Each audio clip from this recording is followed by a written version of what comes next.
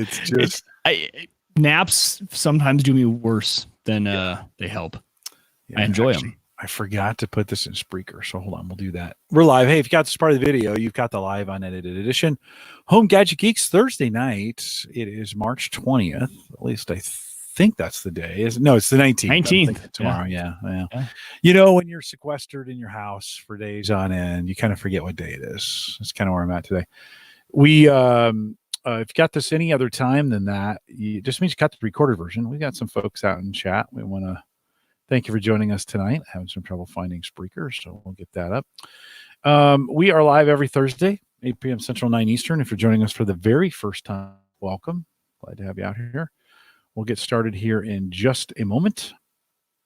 We'll do some mix. I got to get Spreaker going here, so we'll get that set up and going. Mike, how are you, man? How's your sequestering? It's been fine. It's been, it was, the first day was really good, nice and easy working from home. And then the boys' school closed down for the next 2 weeks. So that got a little more interesting, trying to work from home with the 2-year-old and a 3-year-old. Luckily, Hannah was home for a majority of today, but she has to work at the hospital, right? Which they're not going to close.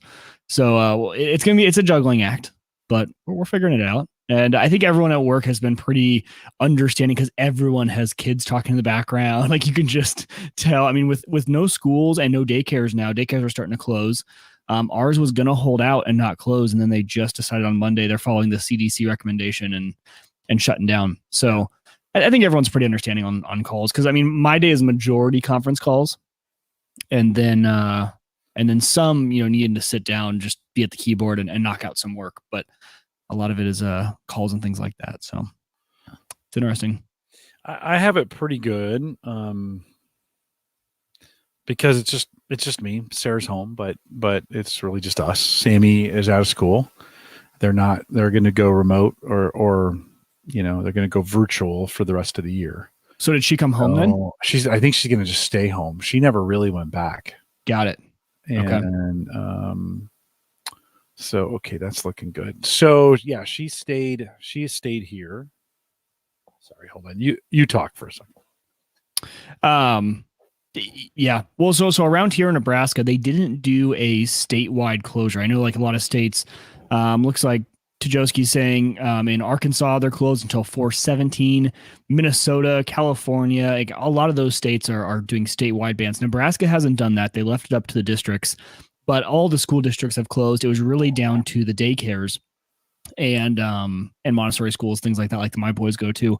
And they held out for as long as they could. And then I think they made the right call by closing. They did, while they were open for those few days, they did have new rules like no adults in the building. You drop them off the front door. Their teacher meets you down there, gets the kids and takes them in. So it was kind of nice not letting any other adults in there. Think computers. I don't know if that's Bob or Ryan says Pennsylvania legit shut everything down today. When you say everything, what do you mean by everything? Like everything? Seems like the East Coast is being pretty severe on this. Yeah. By the way, no Spreaker tonight. I can't get it working right. So okay. Screw it. I was out in California. So I mean, as you guys know, that's why I missed the show last week. So it was super weird, Jim. I flew out on what day? Wednesday morning, really early. And that was kind of before it got crazy. And then all of a sudden Thursday was when everything started to kind of shut down. And I swear in the 24 hours between when I left to that time, we were still at my buddy's apartment in San Diego at that point before we headed up to the house for the bachelor party. And I even called Hannah. I'm like, do you need me to come home? Like, what? Like, I don't know how crazy this could get. And we decided, no, stay there, enjoy it. And to be honest, like it was us 9 guys.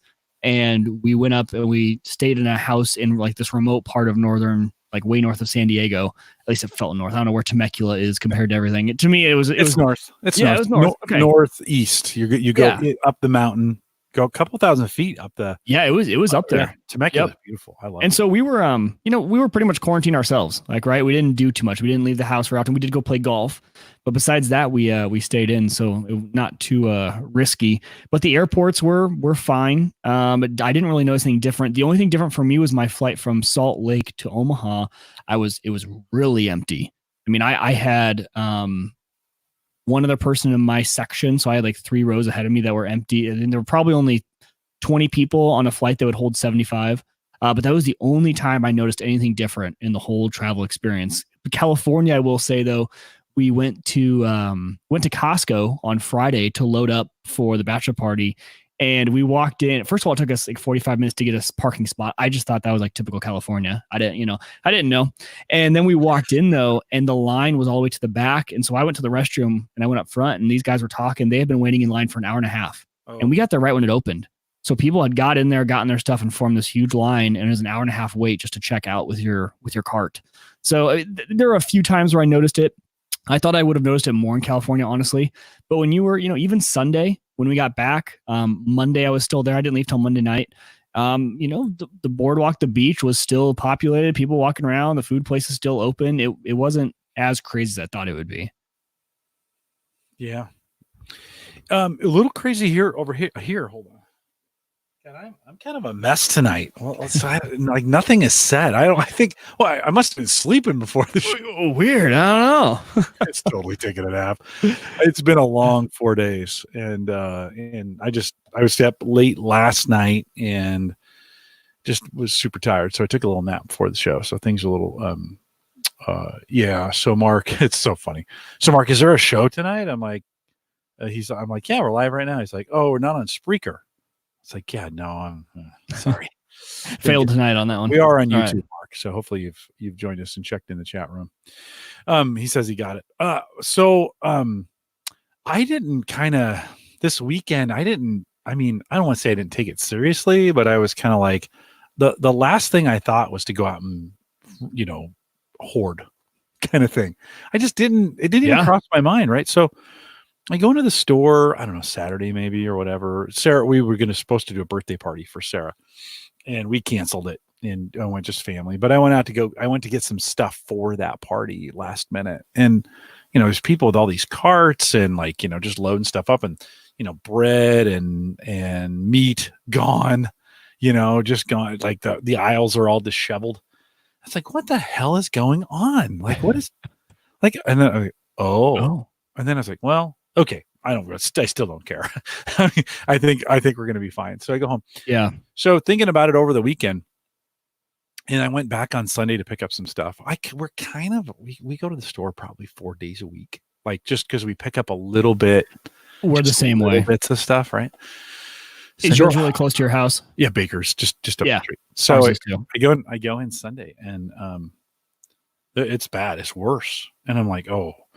So I'm taking Sarah someplace, and I'm like, maybe on Monday, I'm like, maybe we need to be a little more concerned. Like, I'm not sure I'm ready. If things clear out, I don't know if we're ready, like kind of deal. So we made a list and went bought. We still, put a few loaves of bread in the freezer and just a few things, right? Nothing else thing. But I did get what I thought was super important to have in case of an emergency. So I've gone into full emergency mode here at the Collison house, Mike, and I am now drinking Bud Light. I'm just the world might be ending. It might actually be ending if Jim has switched.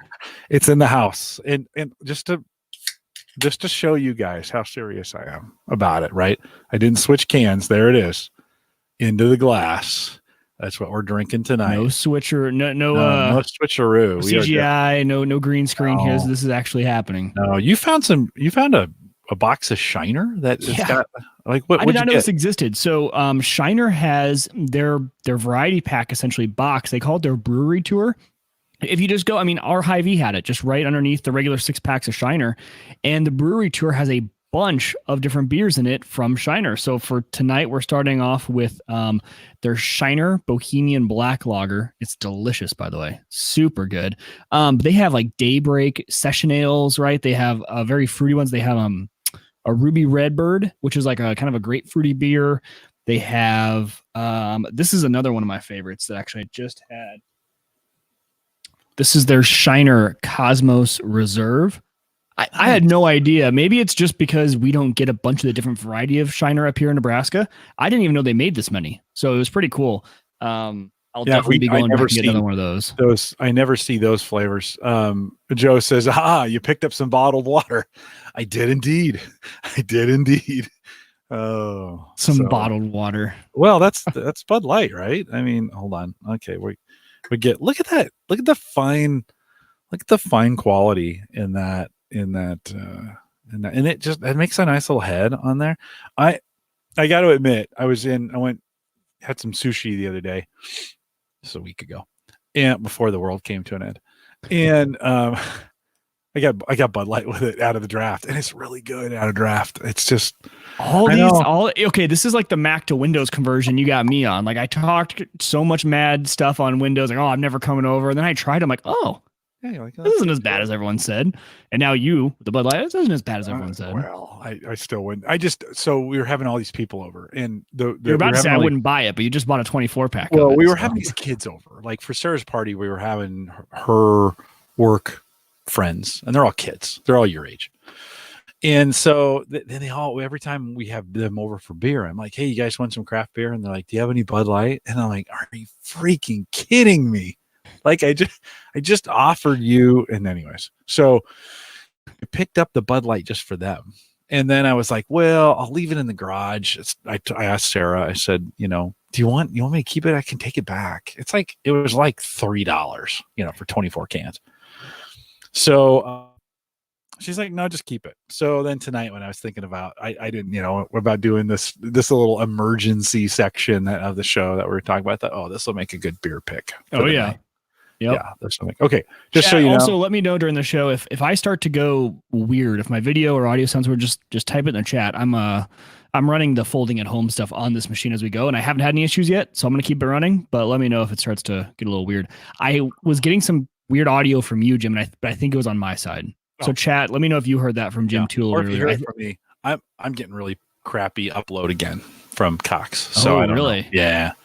Yeah. And I don't want to blame it on everybody being home. Although we are, the whole block is home. So last night, we'll get started here in just a sec. So last night, I joined Chris Curran. He's a podcaster, and he's been doing some nightly kind of podcast over at Podcasters Lounge, and he called it Sips and Puffs. Well, you can't join a show of Sips and Puffs without some peanut butter sip and a puff and a cigar. Yeah. So I came on the show live. I don't think anybody seriously thought I would do it, but last night here was so beautiful. The girls went out on the deck with me. We had some peanut butter whiskey. We enjoyed some time together. And then at 8, I jumped on that. And it was just super fun to kind of sit on the deck, enjoy a cigar, work through. Sarah made me a cocktail and brought it out. She's been working on her own, like a Mike's Hard Lemonade mix of her own. And so she made one last night. It was really delicious. And it tasted like a cranberry Mike's, cranberry Mike's. So it was pretty great. So we got a chance to podcast. It's the first time ever I've live smoked a cigar on a podcast. On a show. I was sad it wasn't my own, but it was better on that one. So we are so whatever this thing means, how long we're set. Like we have you guys. We've got a schedule over the next couple weeks. That's pretty good. Dave McCabe is coming back on the program here. I think that's as early as next week. And he was trying to figure out, when I invited him on, he was trying to figure out his spring break plans. And then he was like, but don't have any more. It may not happen. So Dave is here next week. Mark Robson comes here on April 16th. We'll do the big barbecue show. So it's time for that. Aaron Lawrence the week after that. And then Rich Hayes for 15th.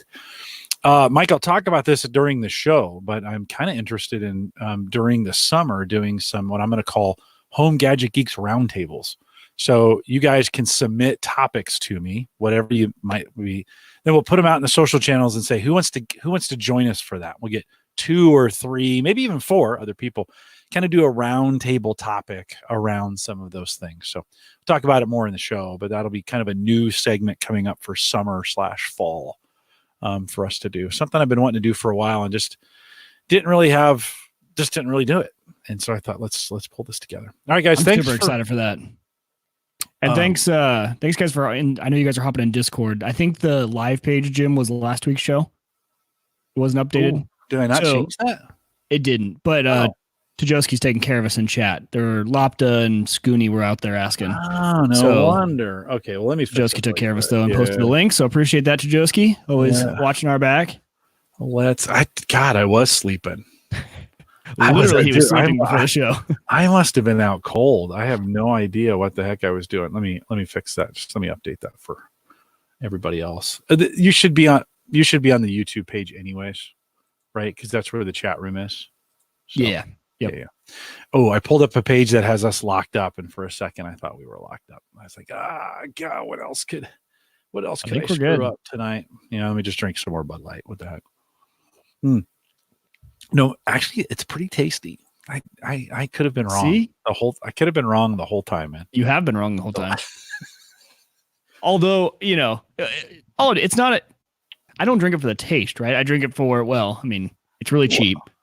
It tastes good enough. But do I prefer this Shiner Bohemian Black Lager? Of course. Oh, yeah. It's delicious. It's kind of, we've been drinking in the poker group. We've been drinking Hams. See, that's like the only beer I swear that I don't care for. Really? Because it's really appley. Like it tastes almost like apple cider. When you go, at least that's what and that's kind of what I'm tasting. I'm tasting notes, apple notes. Okay. And I think maybe I had whenever we drank Hams in college, it was like out of a box and warm. Like it was that box you just like bought, and like it was sitting there at a party, and it wasn't in a fridge. So I probably need to give it a better shake. Right. Live page is updated. Live page is updated. Sorry, guys. I was I've been focusing on content. We have some really great content for you guys today. So appreciate you guys coming out. All right. Let's see. Yeah. Thanks for Joe putting the team. We'll talk a little bit about the folding team here inside the show. Yeah, I tell you, Ryan, you come into our chat and you pimp your team for folding. Come on, man. Oh, did he do that? He didn't know we had a team. So he's like, you folding for the Think Computers team? Like, no, they're obviously folding for Home Gadgets team. Yeah. Yeah. Now you need to give you a hard time, Ryan. Ryan, you need to change yours, dude. Come on. As penance for coming in and pimping your own team. Oh, Kevin says ham one day is different now. Back to the original recipe. So maybe. Oh. Yeah. Okay. How recently? Ham is delicious. Because I haven't had it probably in, when was I a junior in college? Like 7 years ago? 6 years ago? 7 years ago? I know, Ryan. I'm just giving you a hard time, man. Yeah. There's Kevin. I didn't mean to do that, but oh man. Oh, we have so many things to talk about. Okay, hold on. Let me. Should we start the show and then just ramble for an hour? That's really how it's going to go anyway. It's kind of what we're going to do. Yeah, that's what we're going to do. Okay, guys, thanks for coming out tonight. Appreciate it. And I was tempted to do kind of a live like Tuesday night. Just do a live, just hang out, let people jump in. We may do that next week. Yeah, may do that with everybody seeming to have more time and on their hands. It just seems like there's kind of a renewed interest in some of those groups. So Andrew says Jim's suffering from input overload, and that's maybe a little true. We have a little segment we're going to talk about working from home, and it took me a couple days to make the switch. Like it's not, we'll talk about it in the show. All right, let me do this thing. This is the Average Guy Network, and you have found Home Gadget Geeks show number 437, recorded on March 19th, 2020. Here on Home Gadget Geeks, we cover all the favorite tech gadgets that find their way into your home. News, reviews, product updates, and conversation, all for the average tech guy. I'm your host, Jim Collison, broadcasting live from the AverageGuy.tv studios here in a stormy Bellevue, Nebraska. Mike, did you guys get any hail or rain? I saw not out west, not out here. The city. Okay. Although, you know what? I've been in this basement for the last 4 days, so I really couldn't tell you what happens above ground. We actually haven't been outside. I haven't seen the light of day in 4 days. So that's not totally true. But yeah, you guys a little bit. My kids live out in Millard, and they said they got a little bit of hail. So we had tornado warnings earlier today, and weird first day of spring. It's Nebraska. What do you expect? Of course, we post the show with world-class show notes out at theaverageguy.tv. Don't forget, you can join us live on our mobile app. Head out to homegadgetgeeks.com, Android, iPhone. You can download that there. Available for you if you're on the road, but why would you be? So you could stream it from home. Just pretend like go out in the garage. Don't start the car. Go out in the garage, sit in your car, play. I think I'm Mike to get my podcasts in. I seriously thinking that's what I'm going to have to do because I've stopped listening to podcasts. Yeah. Have you been able to keep up? No, I haven't, because mine's on the drive. I just, you have a routine, right, of what type of content you listen to in certain I know. times. I know. My Yeah. car time is podcast. If I'm at I the know. desk, sure, I could listen to a podcast, but my desk time is spent, if I have time for content, it's YouTube, it's Twitch, it's things like that. So Yeah. I need to do a better job of just turning that on in the background, but then I'm not as engaged as I want to be. It's a weird Yeah. time. I think I'm going to start waking up early and go for a walk and get an hour walk in the dark, or whatever, or early dawn. Don't get 6 feet from anybody, but just walk the neighborhood for an hour. 'Cause I'm not getting any podcasts in this week. We'll talk some more about that here coming up, but you can download that homegadgetgeeks.com if you want to listen to us and stream it. Big thanks to Ryan and Bob, who joined us last week from thinkcomputers.org. Good show. Lots of hardware, lots of good chat. These guys, I'm kind of between Jay 2 weeks ago and those guys last week, Mike. I am itching hard for a build. Like a new build. Yeah, like a brand new replace we talked about it towards the end of the show last week. Replace the podcast, the studio PC. That's kind of been my daily driver for about 6 years. Now it's still great and it still does what I need it to do, but boy, I got an itch to go NVMe and 32 gig of RAM and build out some storage space and get faster GPU speed. So big thanks to Bob and Ryan who showed up last week. Also big thanks to Icy Dock. I mentioned last week they gave me some parts to install. We have spent some time. Let me see if I've got that queued up. I don't yet. Let me bring it up for you. I mentioned last week they sent over one of those turbo swap devices, and one of the cool thing about the IC Dock stuff is it's just simple. Like it's drop dead simple. We realized as we were talking about it in the show last week, like we've been talking about IC Dock for like 10 years, and they just keep producing some really good, when you're thinking about the way to extend your storage or storage, they produce some really good stuff. They sent over this turbo swap device. Here's a picture of it unpacked and put on the desk.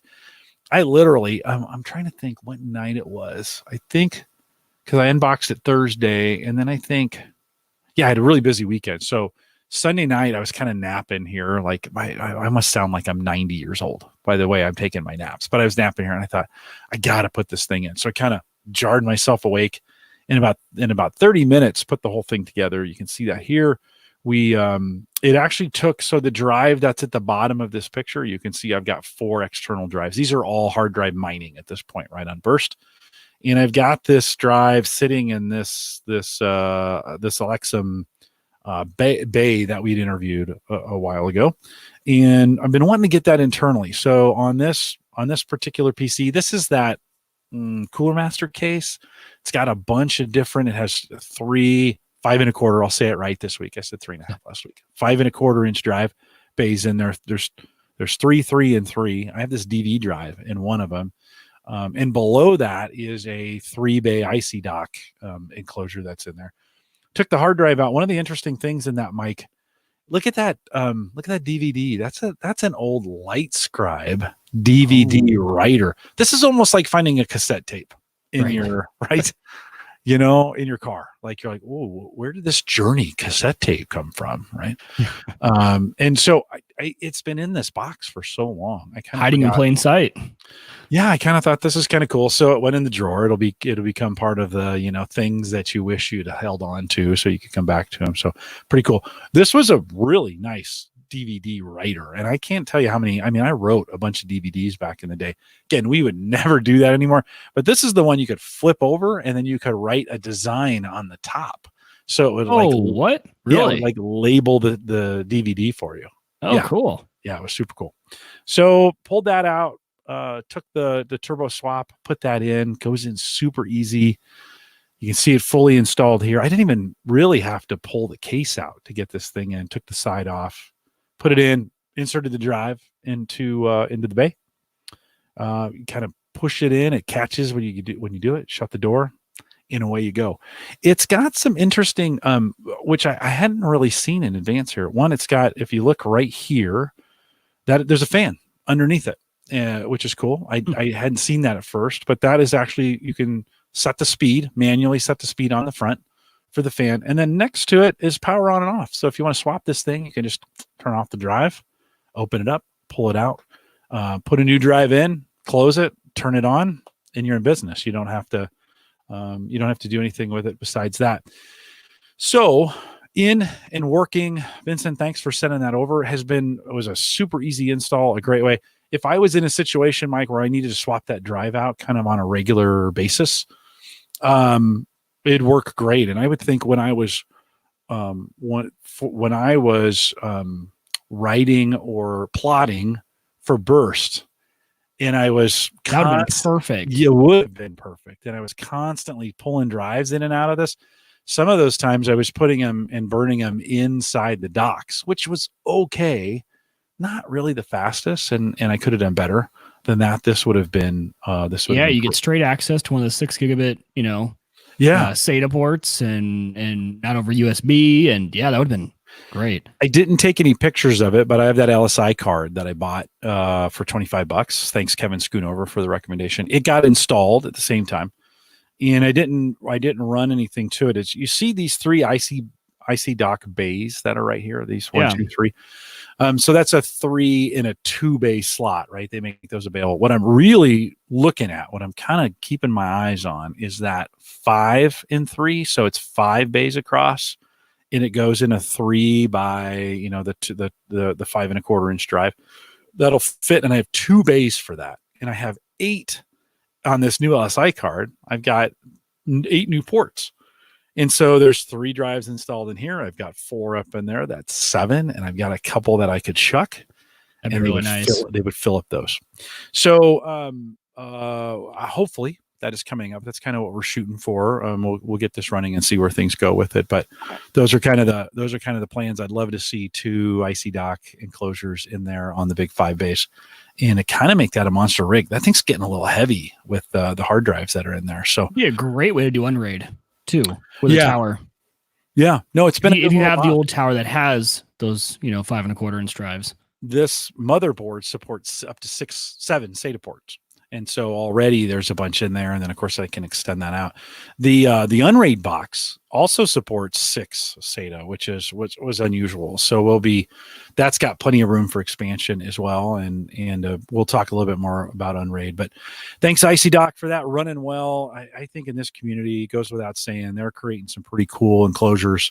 And if you're thinking about upgrading or doing some of that work along those lines, you might want to think about IC Doc and what they're doing. We're kind of highlighting them through the month of March here on Home Gadget Geeks. If you've got something IC Doc that you've been using, and maybe you've been using it for a while, but throw it on Twitter and tag me on it. You can also tag IC Doc USA on it. We'd love to see those pictures and just thank them for kind of being the March sponsors for Home Gadget Geeks. Mike, we're home working now these days, which is kind of crazy. If you're listening to this, maybe you're listening to this in 2022 and you're like, oh, those silly fools. But we are, like, we're home, right? You're spending some time. You got a new setup, I take it? Yeah, I do. So you guys know that I talked about the Vivo kind of 4 monitor mount setup that I have. And we are, our company is mandatory work from home at least until next Friday. So we'll see if that gets extended. I'm guessing it will. And the interesting part for me is, with all my gear here, I think I was pretty well prepared to work from home, right? I mean, there are times where with kids you have to. So I've done it before. I kind of have my main workstation here. The thing I didn't think about, I still have not gone into work to get it, is without a dock, I really had no way, because all of these, I have 4 monitors that plug into 4 display ports on my GPU, right? I don't have any sort of dock to make that work with the laptop. The laptop does have one HDMI. So what I've done is I have my 4 monitors here, and then to the left, I brought an old TV. So I got a 36-inch or whatever TV behind. Jim, I think you have a picture of yours. So when you show yours, mine's almost exactly the same. Mine looks exactly like that pretty much, just with the TV a little bit behind. And I got the laptop set up. For me, it works great because that one TV that I have is big enough. It's like having 2 monitors. So for me, I can do 2 comparison docks side by side, presentations, things like that. And so I think I was pretty well prepared. What I have noticed, though, is, our tech department, I'm sure, is getting a bunch of calls. But for the close friends I have at work who know I'm kind of the tech guy, I've gotten a lot of questions like, oh, okay, like, can't get my headset to work with the video app we're using, or, how are you doing this? Or, oh, hey, my audio is always pixelated now. Why? I'm like, well, can you run an Ethernet wire, or you're probably in your basement? Are you still on cell signals? Check your Wi-Fi calling, see if Wi-Fi calling is turned on. So there's been a few like quick tips I've been giving people, especially for their phones, especially because the cell towers here, I've noticed, have been a little spotty, and especially for people around the country, same sort of way. They're getting pretty hot because everyone's, doing that from home. So I've been suggesting turning on Wi-Fi calling, running Ethernet cables if you can. Jim, we always know that you and I love pimping using a microphone if you have one, even if it's like a Bluetooth headset, something that's not the onboard computer microphone and speakers, which everyone is kind of having to default to using, especially when they're not in their home office, when they're not in the actual office. Sometimes in the office, they'll have speakers and things like that. But I'm always suggesting, grab something, a cheap USB headset. Yes, those ones are great. They're a little expensive. Well, they're hard to find now. Like, are they hard to find? Yeah. If you didn't buy a webcam or a headset, they're gone. Like, I mean, they're hard to find. Now, I imagine they'll replenish pretty fast, but when I looked for C922s on Amazon the other day, somebody was talking about this, and they're hard to find. So yeah, they got kind of pricey. I haven't been worried about the camera as much, just because everyone, like, I would be literally the only one that I'm working with that has an external, nicely set up webcam. So I'm resorting to the laptop camera, which isn't too bad. But audio wise, I mean, I'm on calls all day, so it's really important. And everyone has noticed, right? Like, oh, your audio sounds a little bit different. I've been jumping across. I can't decide what I want to do. So here's my dilemma. We use WebEx a lot, but now we've started to move to Teams. So Teams has been, just the best tool, my favorite tool. We recently implemented it, so it's relatively new for us. It's a Microsoft tool, right? I know, right? But so was like Skype, right? And I didn't like Skype. Yeah. So Teams, the way it's integrated and everything. So my whole team is just screen sharing all the time. Hey, hopping on the video, hopping on a call, just starting a chat and having however many people we need in there. It's been fantastic. But what I had been doing for the longest time is with WebEx, you can have it call your phone. And so then I would have my AirPods in with this phone, and that's really good audio. And then I don't have to pair my AirPods with my computer. So that was my dilemma. But Teams obviously is just computer audio. So I'm like, so how do I do that? So I went and I did find, I forgot I had these in a bin. I had these old Power Beats, Bluetooth. It's a Bluetooth. It's like a running headset, right, with a microphone on it. I've been really surprised. I did a test recording. The audio is actually pretty good on these things, especially for the microphone. So not bad at all. Way better than the computer mic. So this is what I've been doing. I've been wearing this headset when I need to do anything on the computer. So I have this in pretty much all day. If I get a phone call, though, I'll switch over to my AirPods, which have been great. The AirPod Pro have been huge at home. Talk about having 3-year-old and a 2-year-old running around upstairs, things going on, TVs, and just be able to, like, still earbuds, not big cans, but then be able to do that, and all of a sudden the noise cancellation starts. I just don't hear any of it. It's been really nice. Wonder if those sold out. What? I wonder if they. I bet so. Yeah, the only thing that's hard about the AirPods for me is, they're not as, I don't think they're as easy to switch back and forth pairing wise. A lot of these Bluetooth headsets, I mean, it's just holding down the button for a while, repair it to something else. But I kind of like having one pair that's dedicated to my computer, so I don't have to keep pairing, unpairing, things like that. But I tell you, Microsoft Teams has been just phenomenal. I've really kind of dove into it. We just implemented it probably a month ago and kind of opened it up because for us, all of our conversations have to be tracked and recorded for compliance purposes, for FINRA, things like that. So for the financial industry. So it was just, getting it through compliance. But man, the chat feature, having the actual team like wiki page where you can have links there for everyone, it has been a huge blessing. I think we got it up just in time and didn't really realize it because WebEx, first of all, WebEx, you have to create WebEx accounts for people. And, those cost money per account. So not everyone has a WebEx account unless they use it a lot, at least at our company. Whereas everyone has Microsoft and everyone's a part. They're already in the system. They have it. So I think they implemented that just in time. I think, though, a few of our teams weren't already using it full time. And I think they are now forced to kind of trial by fire. But talk about a pretty easy to use platform. Yeah. And one that works seamlessly across iOS, the computer, Mac. I think it's on Mac. I actually haven't looked, but it's on my iPhone. On my iPad, it's everywhere. So no matter where I'm at, what I have. When I was traveling, it was perfect. Really lightweight. I had the iPad for a lot of what I did for work when I was in California because I worked for 3 days. And so whenever I was kind of mobile and needed to do a meeting, I would just use the iPad. And worked out really, really well. But what about you? So for your setup for work from home, have you had any like go-to things you just couldn't live without? Well, you might have noticed some things have changed here, right? The screen or Yeah, a little bit. Yeah, we moved that up trying to there, make it but look more professional when you're clean this up a little bit over here. it looks Took the good. boxes down. There's a curtain here now, the covering on this side. There's a curtain kind of covering the boxes that were there. I just couldn't since I'm full time podcasting from here, and I had really stopped. I don't know, 4 or 5 years ago, podcasting from home. I did it all from work. And I'm not going to say they had some requirements, but I felt better about it being a little cleaner for the audience and such. So I moved some things around. Mike, there's a big difference though between working from home, like 1 day a week, or I'm not feeling well, so I'm going to stay home, and sitting down at the desk on Monday and thinking, I'm going to be sitting here for the next 8 weeks. Like you just think about different, you start thinking about things differently. So the setup that I showed the picture of this setup here. This was actually this was the end of about 3 different tries of things. Moving the laptop in front of me, moving it because it's to the side right here. It's sitting here and that monitor is up like that. I actually at one point put it over here on this so I could have a standing desk. And I thought, okay, this is not going to work permanently. I need, they need to see me, this and that. So there was a whole bunch of different trial and error. I've noticed a lot of my coworkers are working from their bedroom or from the kitchen. I don't want to be in the kitchen for 2 months. Right. I don't want to be in the dining room. I can't do that. I wanted to be in a place I could be highly productive, that would feel good, that would be comfortable. And that ended up, this setup here kind of ended up being it. Now we have Teams as well, and we use Zoom a lot, and I can log in and get my email online. So what I actually do is most of my work gets done on the studio PC, and I just use this kind of as a second backup. If I'm trying to do some things, there's some things I can only do, like file access via VPN. That's on my laptop. So if I need to move files around or get access to those, I can pop over here to get it done. But it's been really great to actually have both. I'm going to have a hard time going back to work when I just have one, when I'm just on my laptop, I've got some power here. It's been kind of helpful.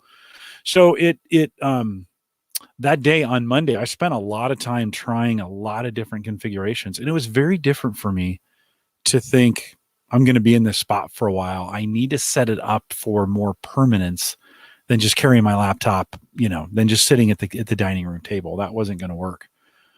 So spent some time. I actually got a hooked it up into I've got a shelf up here, and I put the hook on the bottom. So that's where I hook my headset to. And there are times like I can't go team to team, like me to you on Teams. I can't do that on the web client. I can schedule one and do it, but I can't just call somebody here to get it done. So if I'm going to do impromptu calls, I just throw a headset on, jump on my laptop, talk to them that way. Works out. Now, could you install Teams on that computer? I could, but there's a bunch of hoops I have to jump through for security purposes. And I'm just not that willing to let work take over my. I'm not either. I'm the same way. Yeah. So it's kind of like anything that's beyond a web client, I'm just not interested. If I need to do it, I can jump on the laptop and get it done and be pretty good about it. So nice. Yesterday, I thought about even unplugging the laptop and sitting outside for a while. That's the beauty of it, is you can still go work outside, do some of those kinds of things, but it will, it was a different thought for me. And I think it's a good one to think. If you're going to be home for an extended period of time, you can't sit on the bed.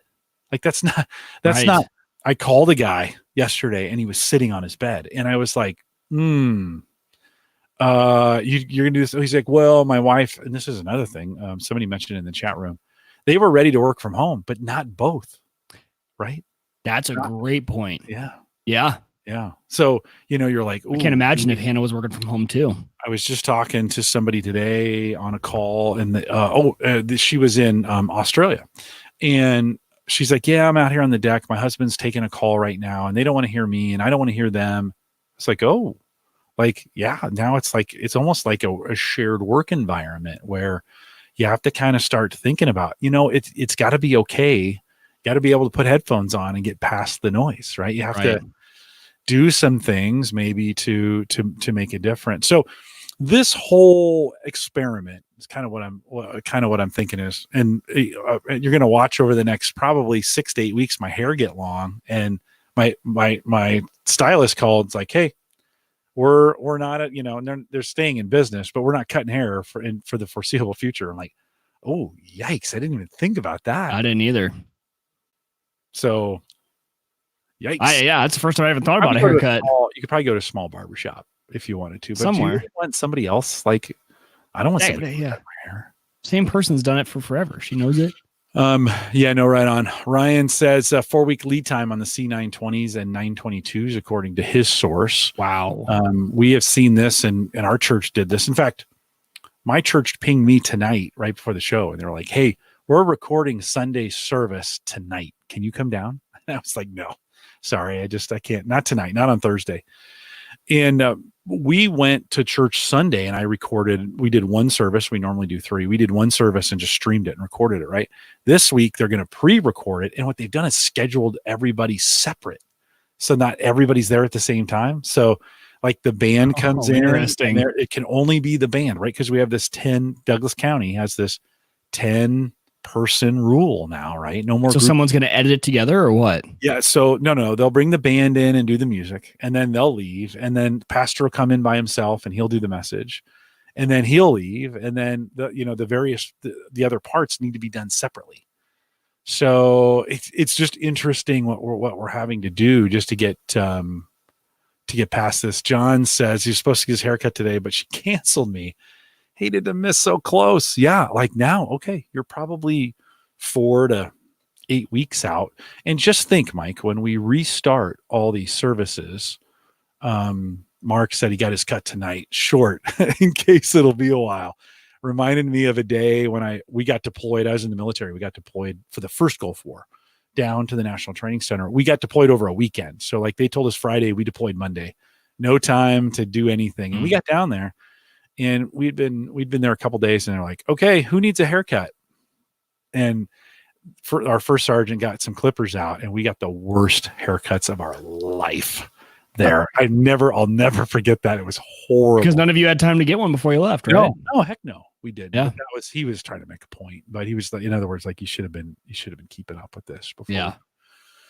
So, the other thing of tech-wise, this is thrown into it, is it's causing us to think through. We mentioned it before. Things like desk chairs are in high demand at Office Depot, right? Things you never thought you'd have trouble getting. Just some of the basic kind of monitors. There's been a run on monitors because people are home now, and they're like, now, not you and me. Yeah. Not you and me for sure. And probably no one who listens to the show, but I worked with people who are like, well, can I take my monitor home? I'm like, you don't have monitors at home? No, they don't. They have like a laptop, or some of them are just, they don't even have a computer. They use their work laptop and their phone. Yep. And I was just like, wow, how do you do that? It does not compute. Danger. Right. So did your firm, so our firm allowed people to check out stuff through IT if they needed to. But they were like, we really don't want you to. So if you can't, if you can avoid it, but we will check stuff out too. I'll show those in just a second. We just said take stuff home, and self-report it that you're taking it home. When this is over, we want you to bring it back. John says, oh no, that's the one that hasn't shown up yet. So Mark says he has spare 24-inch monitors, not even being used. That's our dilemma, right? We probably have too many monitors for folks. John calls it a Corona cut. So this will be the Corona look going forward. Well, or we're all going to have super long hair by the time we're done. It has brought up some interesting technology things, Mike. Technology also, when we think of Cox Communication, our service provider has waived the fees for any overage going forward. Did you ever cancel? Did you cancel? I did. Right? So it's great. I yeah. Dude. So now if you have Cox for the next few months, at least call them and cancel your unlimited data service. Mm-hmm. If you have that with them, because now they're not charging it, and there's no end date on it for now. So no, I think I saw that May end of May or something. Oh, the end of May? I'm sure it'll get extended. I am Okay. sure they got so much positive run. We as a community got really interested, of course, in the folding projects that that have gone on, folding at home, Rosetta, which I had never used before, and then is it Boink? Boinc? Yeah, Boink is a way to fold for Rosetta at home. Okay, yep. You use the Boink app to fold for them, right? The client for Boink, and what's funny, it was like I installed the Boink client, and it brought up packets I had used when we were mining for GRC coin. Yeah. Back in the day. And I was like, oh, I guess it didn't clear the data from that when we did it. Kind of fun to get back into that. We have a folding group. And in fact, if you join us in the Discord group, we have a distributed computing, what do you call it? Channel in there. Yep. Thank you. And it's like, I'm like the old man asking his kids, how do you operate this thing? 243-306. So if you want to join us and that's for folding at home. That is our folding at home team. Yeah. Yeah. 243-306. And stats are broken right now. It's known because so they did an AMA, which the link will be in the show notes. They did an AMA. Someone actually posted it in Discord, so I grabbed it. So thank you to whoever did that. They did an AMA today, and they were asked, okay, so like compared to your normal run-of-the-mill volunteers, how much did it spike during this whole coronavirus? Because they've gotten a lot of press. A lot of the big YouTubers have been going out saying, you know, you got all this extra spare computers lying around, let's start folding at home. And they said they had a 10x increase. So they had 30,000 volunteers normally, and they're up to almost 400,000 volunteers. Yeah. And so that caused us some issues, though. They said their network cards on their servers that were issuing out the work, you know, to the different volunteers, they're fully saturated. So they're having a lot of issues right now getting work out and also receiving back, which I actually noticed. I have had a project since yesterday that just got stuck and they won't get back to them. It's in the sending mode. So there will be a lot of times where sometimes your machines will sit idle and not have anything. That's normal. It's nothing wrong with your computer. Their servers are just, they haven't had this much workload. So number one, they have to create that work for the computer to do. So they have to create the projects for the computers to do, and that takes time. That's manual time. And then number two, just the overload on the servers is another kind of problem that they're running into. But they are super happy to have it. And I think they're going to ramp up stuff, and really cool to see just like the nerds unite. It's like, you know, it's kind of, I like it. And obviously, so I'm running it full tilt on the rig I'm podcasting on right now. It's using my GPU and my CPU. Everything's maxed. I have the meters over here. Everything's just pinned, and it's not affecting anything. So I think folding at home does a pretty good job of, hey, I'll use the spare. Like whatever you're using, I'll let your other processes take priority, and I'll just use the spare, which works really well. But yeah, these are 20-year-old programs, right? This isn't new. Like we've been doing this for 20 years in these clients. Yeah. So they've gotten pretty good at, and they're open source applications. They've gotten pretty good at these. Folding at home is not open source. Oh, is it? No, they're going to be coming out. They're coming out with an open source client, and they're kind of excited to launch that. I think that's when things will probably get a lot better because folding at home is relatively new when you think of the different options out there. Right. All the other ones they've been around a while. They have been around. Folding's been around a while. Yeah, because they're a Stanford project. Yeah, is folding at home. Berkeley is the Boink. Yep, Berkeley is Boink. Exactly, and that's the one that's been around for forever. It has. That was the original SETI. So that was SETI at home back in that day. And folding, I have to go back and look at the history. They've been around a while. And so if you want to join us, if you got some spare CPUs today, really, this reminded me of mining. Like they're favoring GPU processing because it's much faster. I wonder if all of a sudden we're going to see ASICs come out for these. That would be hilarious. Well, he said that with this massive increase, he said the hardest thing as a scientist is to go and say, okay, now I've submitted it out to the distributed computing network. Now I need to wait a month, 2 months to get it back before I can know my next step. He goes, now I'm submitting it and getting it back a week later. It's just that speed. And he goes, that makes such a difference. He goes, you don't realize the difference that makes when you're a scientist of a week versus months before you can go on to your next step. So it really is cool to see kind of the amplification of it over the last week. I have 2 spare 1060s. They're actually powering my monitors right now. So I got them on medium. So they're being utilized probably 50%, 50%. Oh, and you could crank it all the way. I mean, my one GPU is running 4 monitors and it hasn't even blinked. No. It's just left it at this setting. It's cranking away, doing its thing. Do fast enough for me. It would get a little warm with 3 of those GPUs running full tilt. Full tilt. That's true. So I left them. So and you the can power draw. no, totally. You can see they're running here. Although I haven't been too worried about it during the day. This has been shutting off because there has been no packets. And then in the afternoons, it picks up a packet, or in this case, 2 packets. I have two CPUs running against this. And it runs overnight. So it's actually been working really well for me. By the time I wake up in the morning, they're shut off, waiting on packets. So if you want to get involved, it's actually now be a good time. You're probably not going to get 100% use from your, but although they may ramp up their production because somebody's got to code this thing.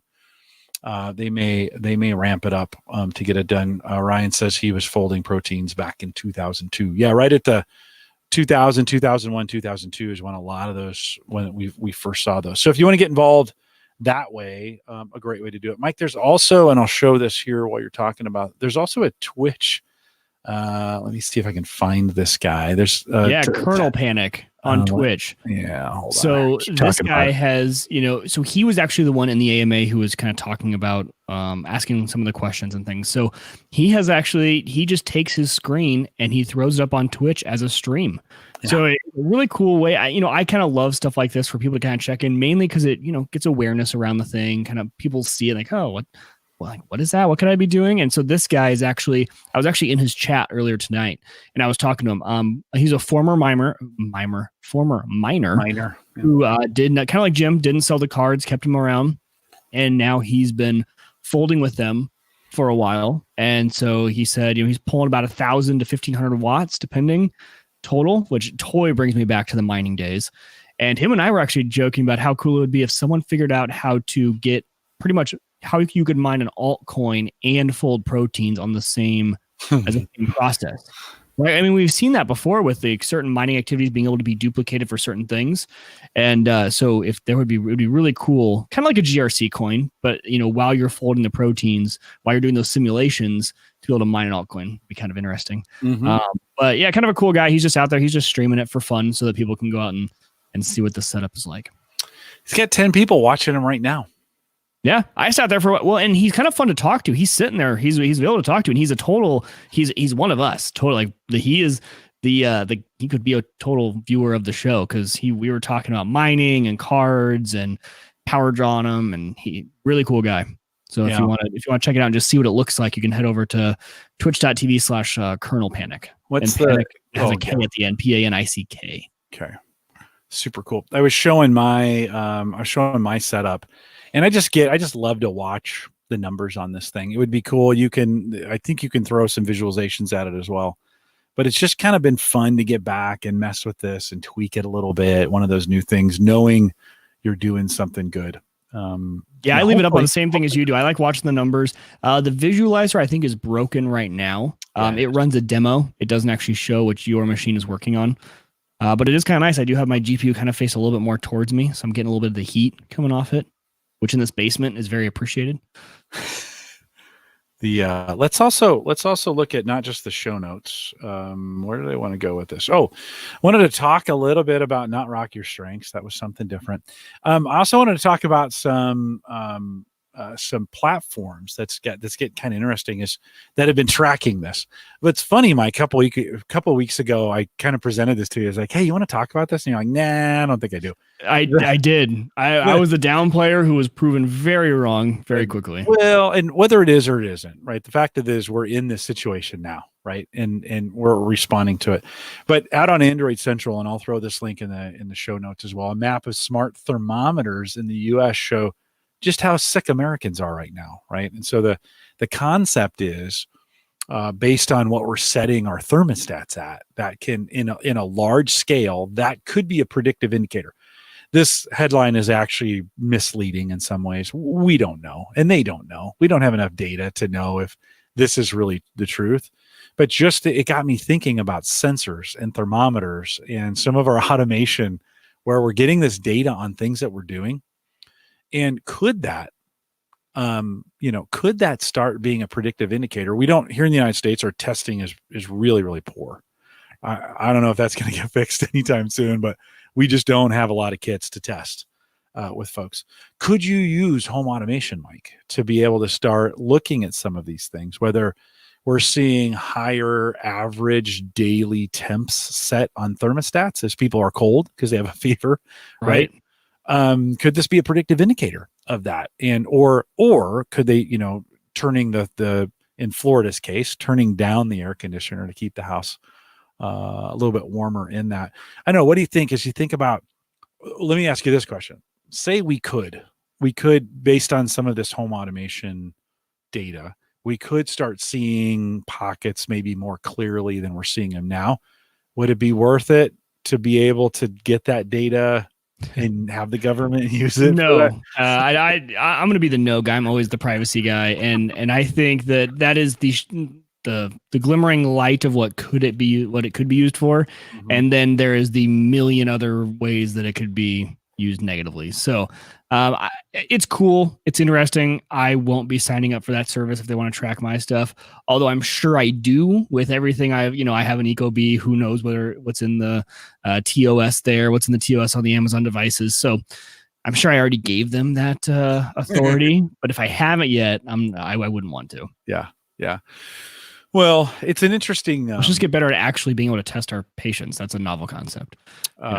Yeah, Joe says that in the chat room. He said he actually had to turn on his AC today because of folding, and that we are in that weird spring spot where is he sick? No, he's just helping the cause. Yeah, he's helping folding.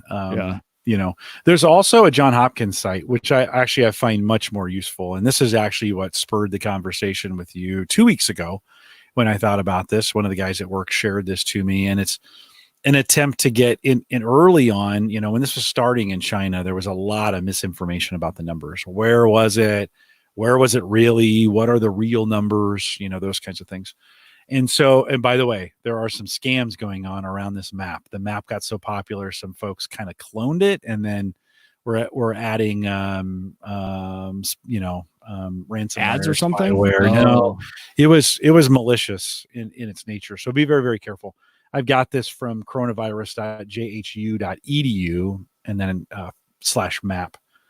And again, it's just an interesting visualization of what is happening, where it's happening, and the confirmed, to the best of their ability, the confirmed cases that are happening, both who's sick and those who've passed on that. And then you can, I think on this, if you want, you can start to drill in, grab this map. If we want to come here to Nebraska, we can start drilling in here.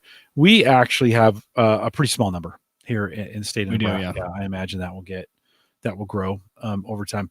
But Mike, what I thought, when you think about public hysteria, and we kind of kicked off the show, or maybe we were talking about the pre-show, just all the crazy things people do, a run on beans and rice or chicken, whatever, right? Eggs. I think it helps to have really good information out there that people can make actionable decisions on.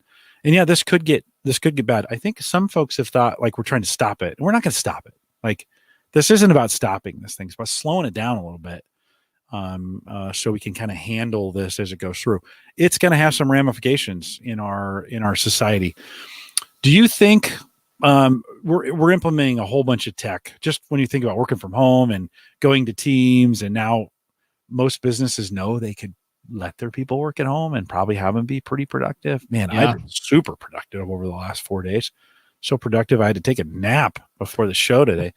Do you think we'll go back, or do you think over the next 5 years this is gonna accelerate that trend of working from home?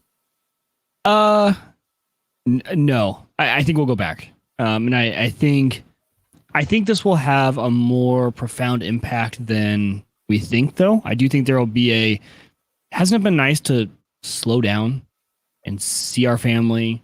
And we kind of realized our priorities a little bit. I think a lot of companies and a lot of people started to see what really mattered to them a little bit. And especially if this gets a little more serious, if it's just, if it gets a little crazier, I think it'll kind of change our perspective on things a little bit more.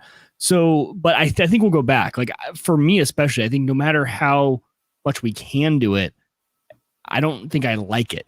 Right? I think being in the office or something about being able to walk down the hall and see people. And now if they start figuring out that the cost of the rent of the building is not worth it, if there's more monetary stuff than that, but I still think there's a huge, and I think you're a big proponent too of being in the office, right? It's that face to face time, and I think after about 2 weeks of this, I'm gonna go a little stir crazy, not seeing people. I'm such a people person. Like I even told Hannah, I made the joke. I walked upstairs today and I kind of did my lap. I'm like, well, I usually do a lap around the office and say hi to people about once in the morning, once in the afternoon. So I'm saying hi to my people. Like this is me going on my lap, saying hi to people. It's kind of what I do. I do it at work. Once in the morning, once in the afternoon, just kind of just stretch the legs a little bit, say hi to people.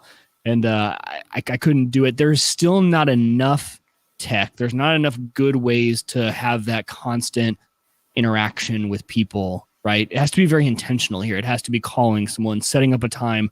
All of our times are still not spontaneous. At least we haven't gotten that way yet in the last few days. It's still, hey, put a time on my calendar, right? Let's schedule a time in Outlook. It's not just like the spontaneous stop by their office or ask them a question where you can just call people. You schedule it out still. Mm-hmm. I hope we go back. I really do. Now, I think we definitely learned that this is definitely more doable than everyone thought. So possibly. Yeah, I just think it's interesting. I don't know where we'll go. The future's always been one. I'm not a very good, fortune teller. I think it's been a good exercise. And if we survive it as a culture, I think we'll come out on the backside a little bit smarter from it. And, it has some, I don't know, there's some good things that are coming out about it. Even though I'm home, I'm actually talking to people more now. Last night when I was out on the deck, a friend of mine in Australia pinged me and I said, "Hey, just want to chat." And she was like, "Right now?" I'm like, "Yeah, right now." And okay. And so there I was on the deck. It was dark behind me. It reminded me when we brought Edward in, from remember we had him. Yep. And I was in my backyard and it got all dark. I had the lights on and it was kind of beautiful. And it was just a great opportunity. We've got all this connective technology to actually get us together. Even this kind of what we're doing from a broadcasting standpoint brings us together. I mean, there's quite a few of you guys out there. We got about 9 live. By the way, like us on YouTube. We got about 9 live out there, and it's I don't know. It's bringing us, even though it's separating us, it's bringing us together. I've been telling folks, like, hey, make sure you don't forget people. Like, don't get isolated. We have ways of connecting. We've never been better at connecting than we are right now. We never had more technology to connect. And that's true. And I have a job where I'm on the phone all day, right? If I was more of a, behind the computer, crunching out stuff and not having a requirement to be on a phone call every hour for the whole day, this could get really lonely. And I do worry about those people, right? Like and I worry about their motivation level, right? And just if they just have to wake up, roll down, and they don't interact with anyone all day. Yeah. I think it would be way different. Well, let me say this. I've been wanting to start something in the community to kind of connect us together a little bit better. So if you are thinking, what I kind of want to do throughout the summer is start these Home Gadget Geeks Roundtable. And the idea is you come on the show on a Thursday night. You have an idea about something specific you want to talk about. We've done this in the past with networking. We did it with hard drives, but it'd be great. We could do this around home automation. You pitch an idea to me. All right. So if you got an idea of where you want to get some folks who want to talk about this on the show, whatever that idea is, it can be tech related. Our variety here, what we talk about. Send me an email, jim@theaverageguy.tv. Pitch your idea to me. I'm going to be honest. I'm not going to take them all, but I will take some. And then what I will do is throw those ideas out to the community and say, who wants to help talk about this? Then we'll put three or four others with Mike and I, and we'll do a big round table discussion. We'll maybe do 1 or 2 of those a month kind of throughout the summer. So as we are going through this, I want to find some ways for us to get more folks involved and get that time put together that we're maybe spending in isolation. Let's do more things together. Yeah, I could do a live stream on Tuesday night. And by the way, Christian, Cyber Frontiers next Monday. So if you're listening live, next Monday, 8 p.m. Central. It's the longest we've ever scheduled a Cyber Frontiers ever. So it's Thursday. I know, next Monday, 8 p.m. I'll post it on Twitter and stuff, but we're going to do a few more of those. But so if you have an idea, send it to me. We'll consider it, pitch it to the community. If I get enough folks that want to talk about it, we'll put a show together, and we'd like to do that as well. Mike, one more map that I found. NPR has been tracking this as well, and they have some pretty good details around that. Their map isn't as high speed as the John Hopkins map, but it's pretty interesting as it talks about where the cases are going on. What's real interesting, they got this kind of heat map down here by age. This is what's interesting, right? And we know this is having a overrepresentative impact on our elderly, right? That's the real concern here. We've got a lot of folks in the United States, because our healthcare system is so good, you live maybe longer than you should sometimes when we keep people, this is affecting them, right? And so our loved ones, my mom's 90 and she has trouble breathing. And like, I'm kind of worried, and as we look at this map, you look at this heat map, it's a disproportionate amount towards the elderly. So we have to be careful. That's why it's important we're doing the things we're doing. At one point, I think in here, they had some stories too. So npr.org, and then look in their health section if you want to keep track of it there as well. Mike, anything else you want to add in on that? No, I'm fascinated by it though. Just really fascinated how it's been changing absolutely everything. Yeah. What have you been doing for entertainment for the last 4 days? I mean, like when you think, because this is, I mentioned like my podcasts, I got to find a new way to listen to podcasts. Yeah. It's changing. I think it's kind of changing the way people consume entertainment. And I'm finding like I'm having a hard time separating work now because it's all here. And so I'm working all the time because it's all here. What are you doing for entertainment? So for me, it's kind of a little bit of the same, right? So my day, during the day, I'm not getting too much in. So then I'm just coming home and these 4 days have been pretty similar, but it is a reason I kind of ran out because I wasn't listening to podcasts. I was watching more YouTube, but then my YouTube well ran dry, right, of things. So if you guys didn't notice in Discord, I started a content suggestions channel as well. And that's literally just go out there, throw your favorite YouTube channels out there so other people can find them. I put a few of those out there that I really enjoy. And so I started to run dry on YouTube because I watch a lot of YouTube. But the entertainment hasn't been too big of an issue for me, mainly because it's just been craziness with the boys being home, right? Not having any school. They're kind of thrown off from their whole routine. This has pretty much been like a weekend for them. They keep asking, like, when am I going back to school? I'm like, not for a very long time. So everything's just been so chaotic. I haven't really had time to focus on it. Yeah. I think it's important. You'll never hear me say this again. I think it's important that during times like this, we find ways to do those entertaining things that we like. I think I mentioned this in the pre-show. Last night, I got a chance to enjoy a beverage and a cigar on the deck, podcasting with a buddy. And it was fun. It was actually really super relaxing. After a weird couple days, I think we can't forget those moments. We still need to find ways to kind of do some fun things, whatever that is. We're coming up on the weekend to this first kind of weekend, at least for us here in the Omaha area, as this has kind of happened, at the beginning of the week.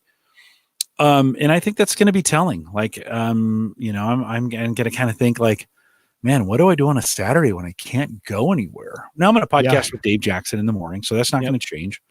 But after we're done, I guess I'm going to have to actually do some projects in the house. I might have to install that hallway door that I've had in the spare room. My buddy asked in Kansas City, he's like, hey, are your parents going to be making a trip up and down anytime soon? Because he lives in Kansas City. He's like, I want to borrow your saw because my wife wants me to redo the master bedroom next week. Right? I might install some carpet or paint some things, Yeah. Maybe I'm still, I guess, when you asked that question, I guess I wasn't even thinking about real life entertainment because it hasn't hit me yet. Because I just came off of a week in California, which was a blast. And it was during it and it still didn't hit me. Right. I was still out we were having a great time hanging out with friends.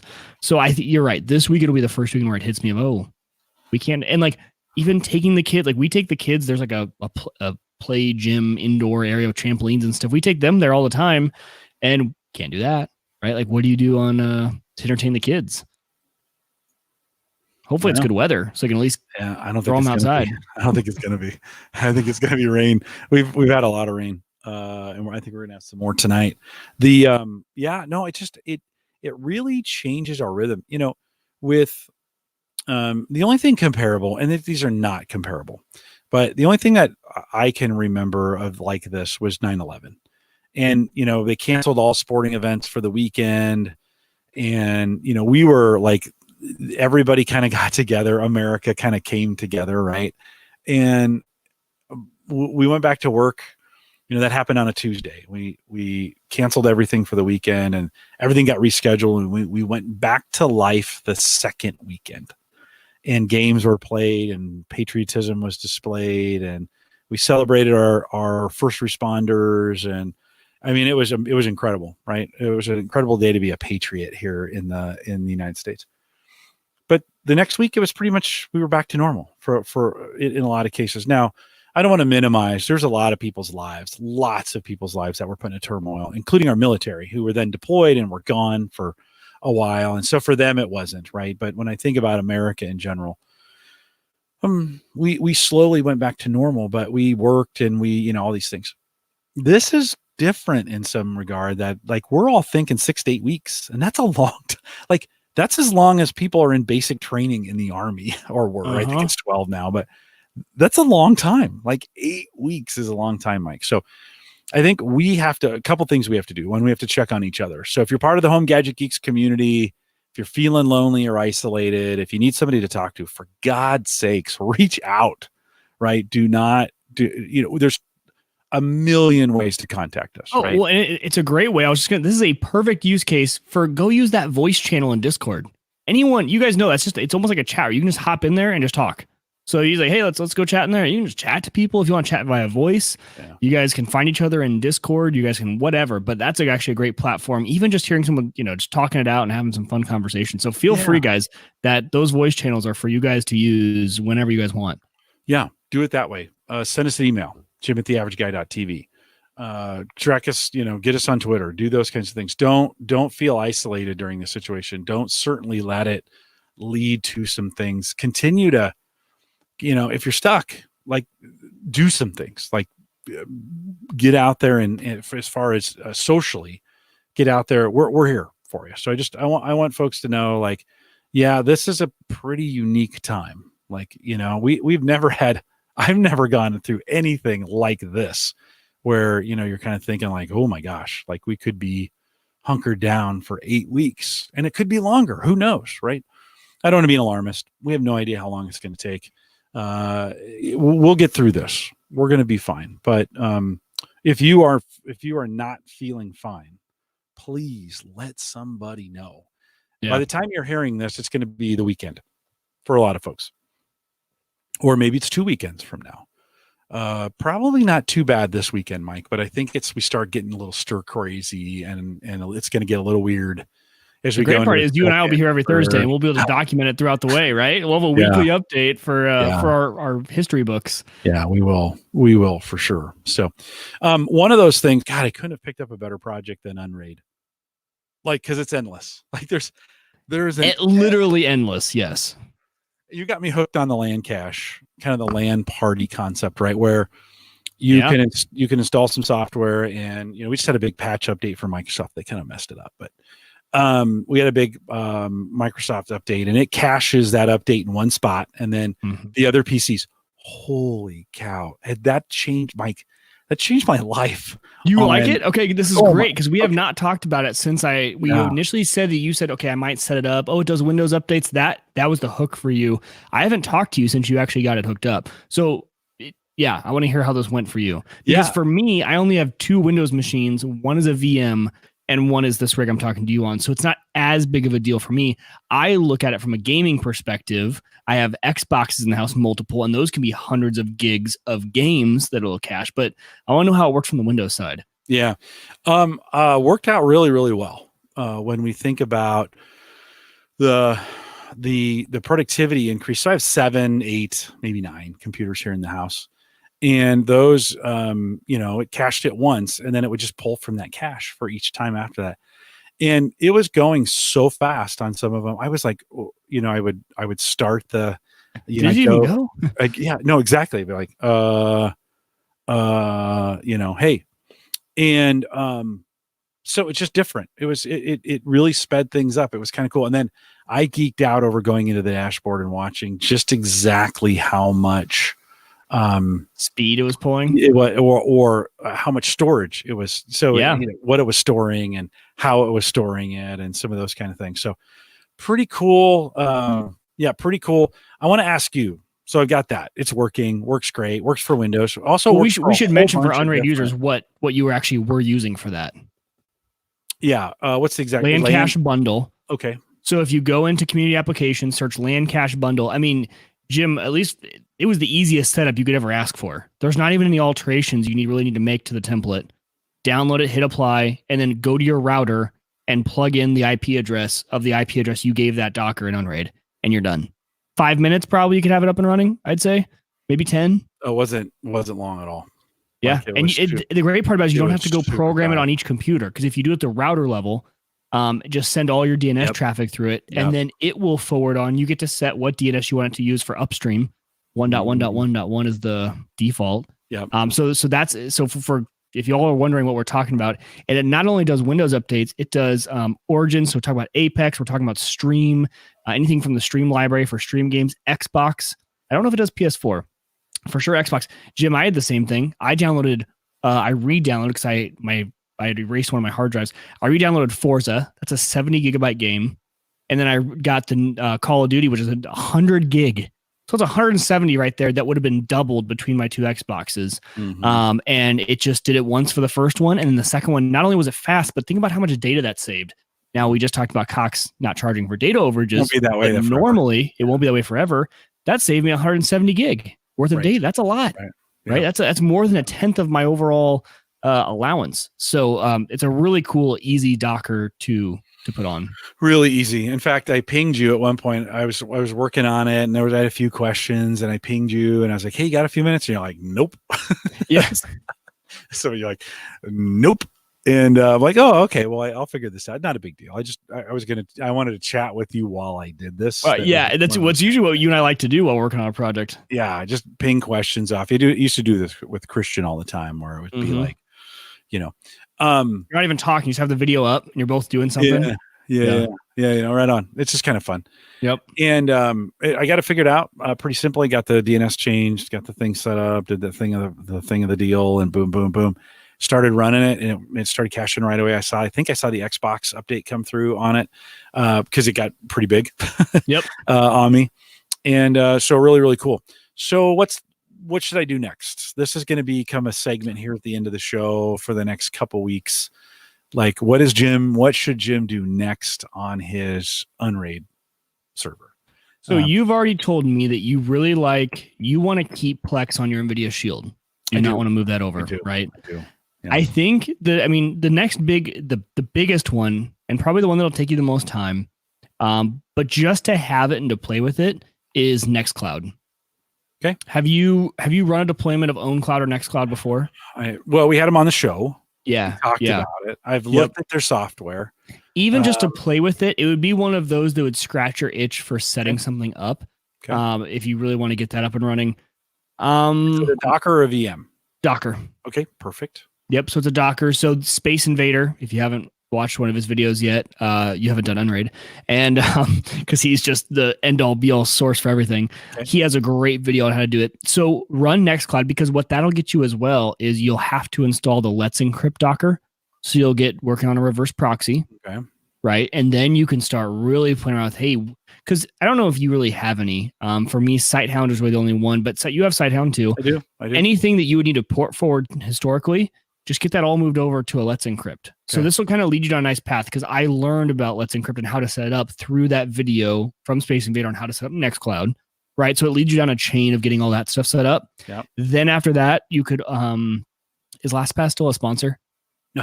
Okay, good. Well, you could ditch LastPass and you could go with self-hosted Bitwarden if you want to, right? So once you get that reverse proxy, it really kind of opens up the door for a few of those. That'll be good for Sighthound. I've been wanting to move that over, and I may need to. I run Sighthound on the Studio PC. It's super powerful. It kind of handles it really, really well. All those other kinds of things. I almost did Sighthound first on there, and then it's only got 4 gig, and I think you got to run it in a VM, right? So leave it there. The reverse proxy just allows you to access it from a URL instead of. So reverse proxy just sits on your Unraid box, and then you tell it, hey, send it over to this PC. So it'll send it over. So you don't have to move Sighthound. It's literally just letting you do sighthound.jimsurl.com, that goes straight now, and you don't have to port forward because the only port you're forwarding over to that Docker is 443 or whatever you want to set up for SSL. And then that's the only port. So you never have to port forward again. You literally just set up a new reverse proxy thing. Use one of your URLs that you have. We all have like 50 of them, and point it there. So I'll hold back on my other side. I started to ramble a list, but we should probably keep a few, right? One thing. So So there's your next cloud working with that is Let's Encrypt. Yeah, start working on the next cloud implementation. It'd be good. It'd be a good place to mess around with that, move some files, have some things, have that available to you. I did reach out to them again and to get them back on the show. So we're working on those guys kind of as well. And I'm working on the Unraid guys. So we'll see if we can get both of those back here on the show over there. Yeah, I know they offered a pro license and I never hit them up for it. And now I'm kind of like, I'm not going to want that pro license. Yeah, you should have. I paid for the whatever. What's the first on an Unraid? On Unraid, yeah. Yeah, they have a new marketing guy, and he sent me some Unraid. You have swag? I do. I forgot about these. So I've went for all the listeners right now. I'm like, Jim joins for one day, and he already's got the swag, right? What do they call these badges? I don't know. Stickers. They're the pillow, like they're the. Yeah, that's a cool one. Is that what they call them? Yeah. Yeah.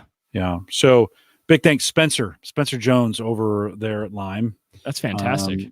Sent those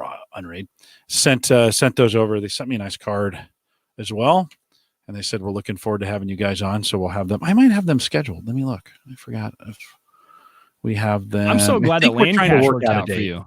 I was wondering. I was like, this might be not something that you're into, but I totally forgot that for Windows updates for you is huge.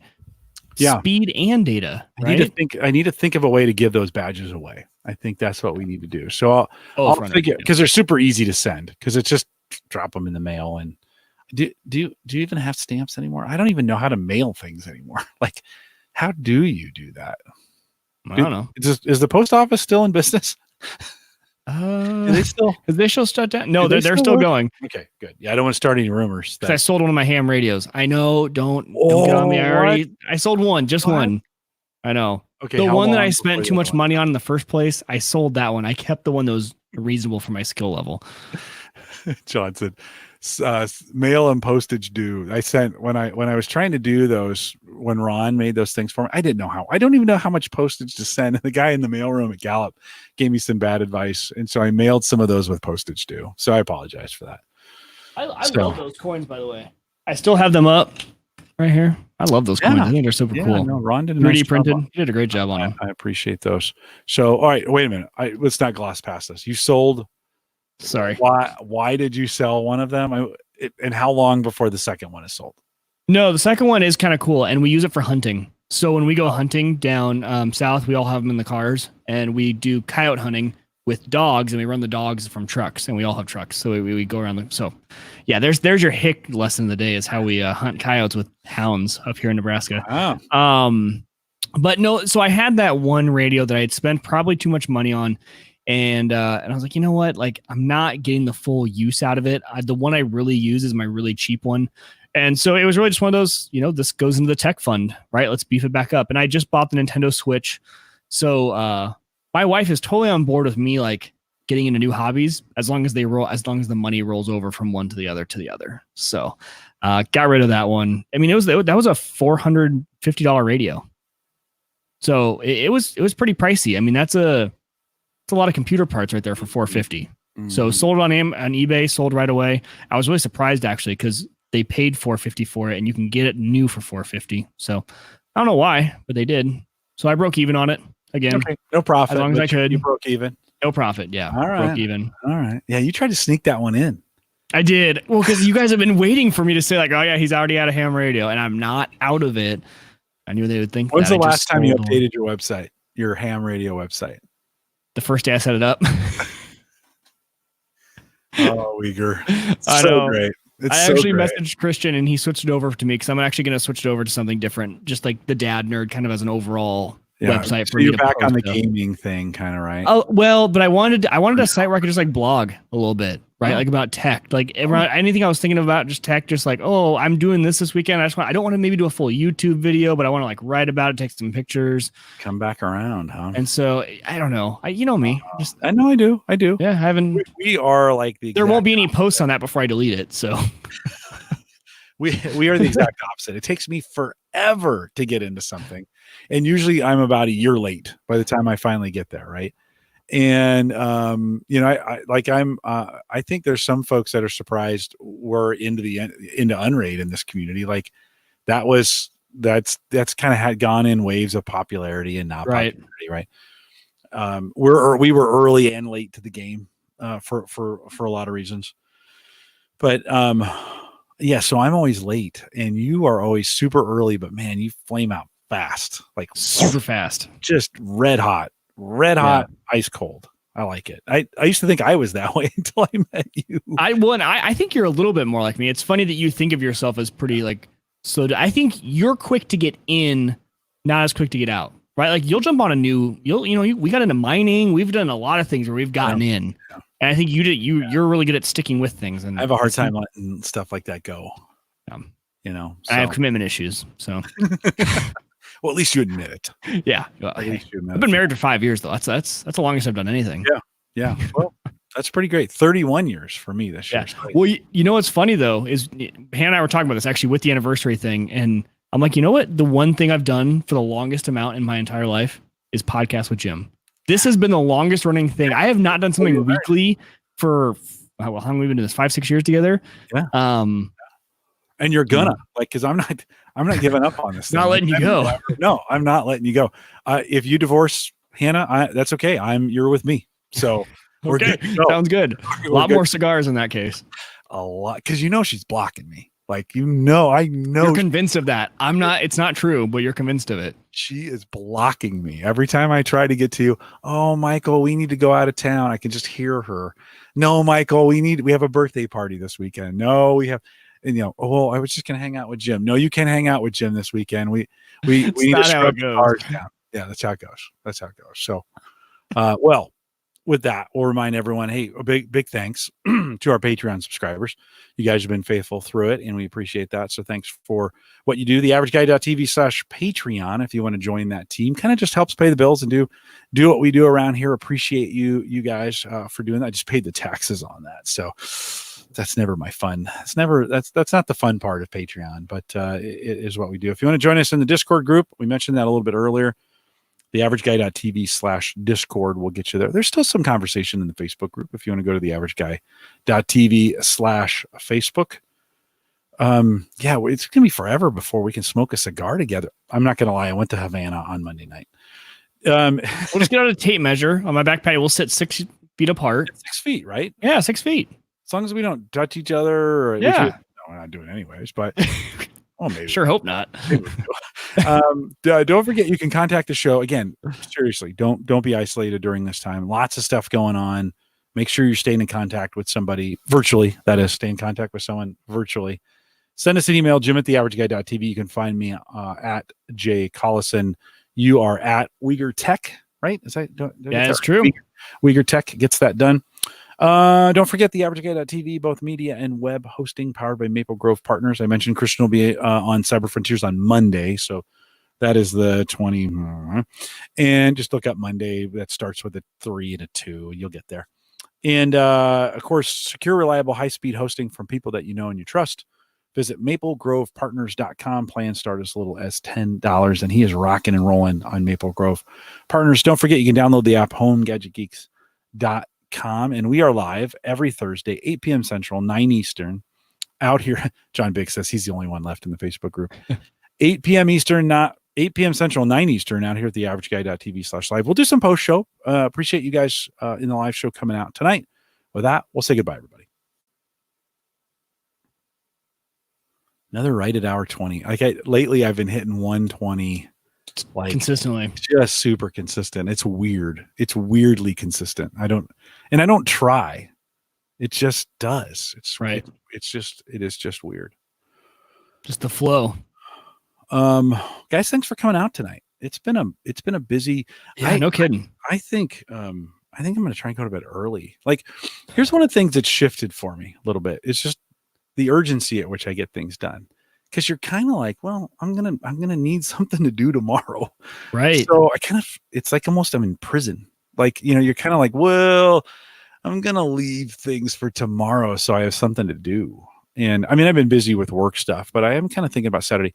Here's one of the things, live audience, whatever you're doing, I know you're not paying attention, but pay attention for just a second. Okay. Come back. I know you're goofing around on something else or whatever, but come back. Okay.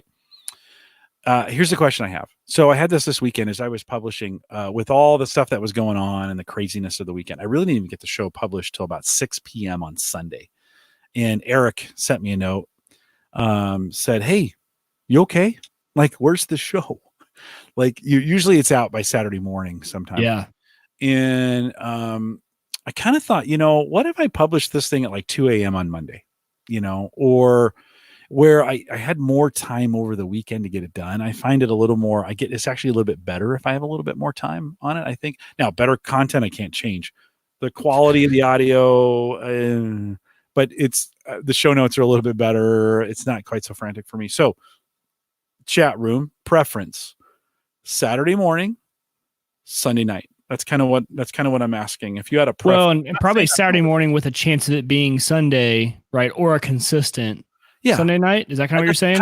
I would almost to get to the point. I could always hit Sunday night, like late, like 11 o'clock, whatever, where it would be available for you on Monday. I could always hit that. That's no problem. Having a publishing moment, because it is a race for me. By the time we hit end, I have to wait for it to render. I pull it down, start doing some things. I stay up late on Thursday, go to bed, get up early on Friday. I'm spending Friday evening doing it, trying to get it done. I just stay up late. If I could spread that out a little bit more, that would actually make my life a little bit better. And I know I don't have to ask for permission, but I kind of wanted to. Like, is it going to throw someone off who listens Saturday at noon? Yeah. No preference, says John. He usually listens on Tuesdays. Joe only listens live. John's on his commute. Okay. No, that's all helpful. Keep putting that in the chat room. That's super helpful just to kind of know when you guys are listening. I was going to talk about that in the show. Maybe I'll bring that up next week with Dave. Yeah, because these are the live guys that are just here. Yeah, and it's helpful. Who probably don't listen. Yeah, some of them podcast version. Some of them might not. John is here live for the first time in a while because he can. The situation's changing. Yeah, no, it's just kind of a thought. Like, I wonder if it would just be easier on everybody if I just published that thing at 11 p.m. on Sunday night or 10 p.m. whatever, and made it all. Joe says it looks like the folding stats might be back. Oh, as we all hammer it. Not anymore. They do look up. Not anymore. They're not. Apparently my credits are terrible. Have none of my GPU ones hit? Interesting. Tajoski's just killing it out there. You're already at the team? What? You're already on the team. Show it here. Share the screen so I can. Oh, okay. It's coming up slow for me. How did you get there so fast? It's a link in your app, in your controller. Oh, I'm a loser. It's inside of my controller. It's that. I'm such a loser. Okay, so these are the team stats, and then did you put in the team number? 243306, which is right here. Okay. So it seems to be a little bit behind because 44,000 is like half of one GPU task, and I've run a few of those, so we'll see. Ken is the third one there. Yep. Interesting. Yeah, because look at the difference. All of your GPU ones, you've only done 3 more than me, but you're 100,000 points more. Yeah. All those GPU ones compared to most of mine are CPU. Stats. We can geek out over this. We can geek out on stats. No kidding. Yeah. Justin, you taking off? Didn't see very much tonight. Didn't make too many comments. Okay, so here's my active clients. Total scores, work orders 11. Maybe that is accurate. Maybe the one, well, you know what? The one really long GPU one it did, I think is the one that it failed to send. So we'll see after it does a few more of these GPU ones. Okay. Yeah, that's cool. Too bad it showed up after the show. This would have been fun to show. We'll have to show it Yeah. next week. You out next week? No, you're I'm here. for the foreseeable future. Yeah. I think we all are, aren't we? I think yeah, no kidding. That's kind of weird. Should be easy to get guests.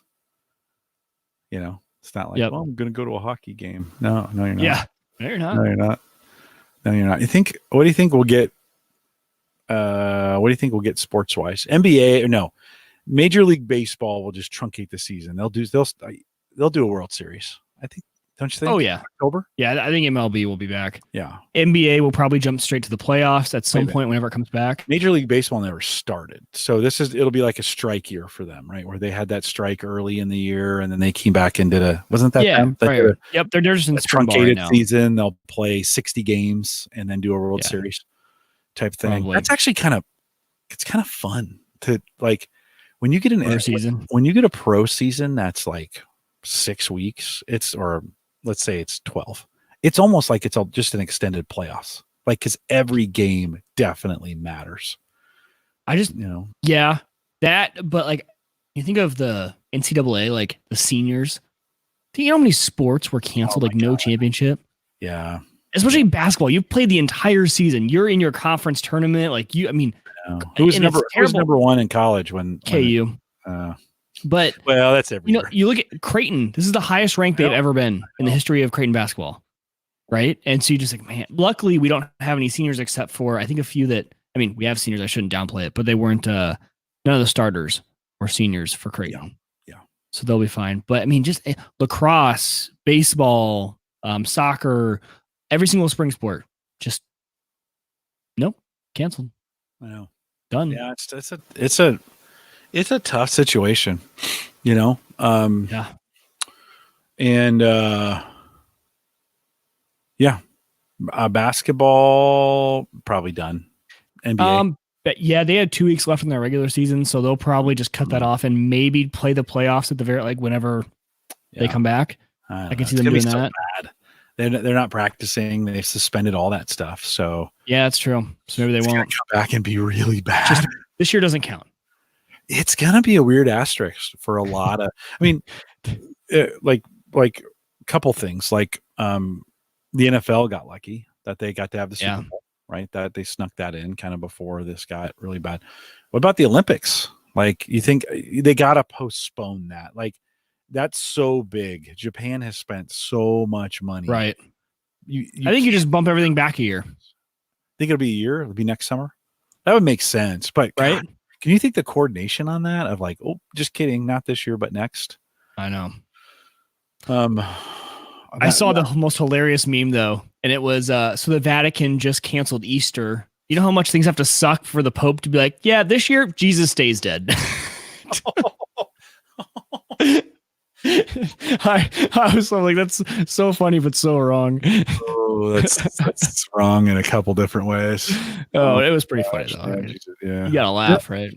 Yeah, we we're close here, and our church just sent a note saying the next 3 Sundays we're only 3 weeks away from Easter, right? So, that's right. Our church was like, hey, next 3 will definitely be online, and then they're cooking something up virtually.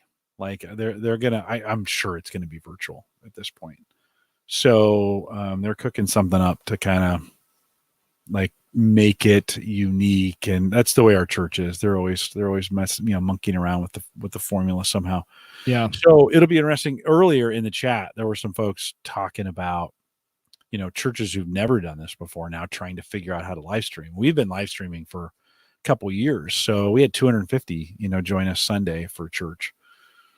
And that's pretty good. Like we'd maybe do 50 on a Sunday, and to get 250 is pretty good.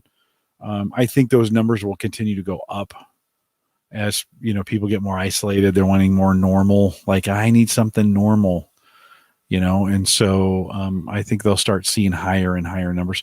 That's a number, Mike, that I'm interested will go all the way back. So let's just say, I don't know if that number's right, but let's just say it's 50.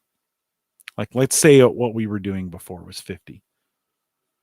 So we do 250. We'll probably do 300 or 400, maybe as many as 5. And if we do Easter, it could be in the thousands. I don't know if that number ever goes back to 50. I think it stays. I think some people will figure out. Like, oh, that's kind of nice. Yeah. Well, this is how you do it. Like when we have a snow day, Right? or when it's snowing Sunday morning, or there's whatever. I think this is going to force people into these habits that they didn't think they could do, but in desperation, they figured out they could. Yeah. And I don't know if it ever snaps back. I think we see. I was trying to think.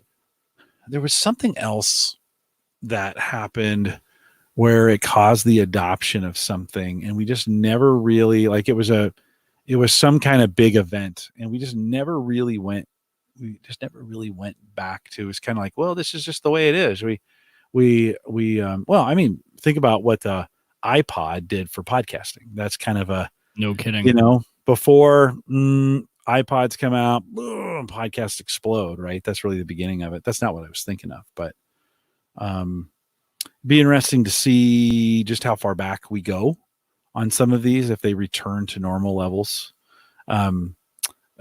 Tony says church from my hometown is putting speakers in the parking lot and having services like a drive-in movie. That's a pretty good idea. Yeah. Gets people out of the house, which is something they want to do, but they don't have to interact. And it's set up for them to be out in the parking lot. That's kind of cool. Broadcast on an FM station so that they can. Oh, interesting. They could. Yeah. Yeah. That could be kind of cool. So there could be some, see, and I like that that's kind of old school, drive-in movie. Although we're opening a brand new drive-in theater here in Omaha in the next. Wait, are we really? Yeah. Yeah. Oh, the timing on that couldn't have been any better.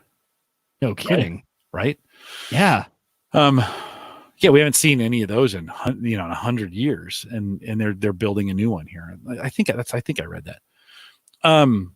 But you just, what I love is kind of the new thought of like, okay, we can no longer do these things. I went down to Roma's for dinner last night. There was an article on Facebook that I read, like, hey, restaurants in your area that are still serving.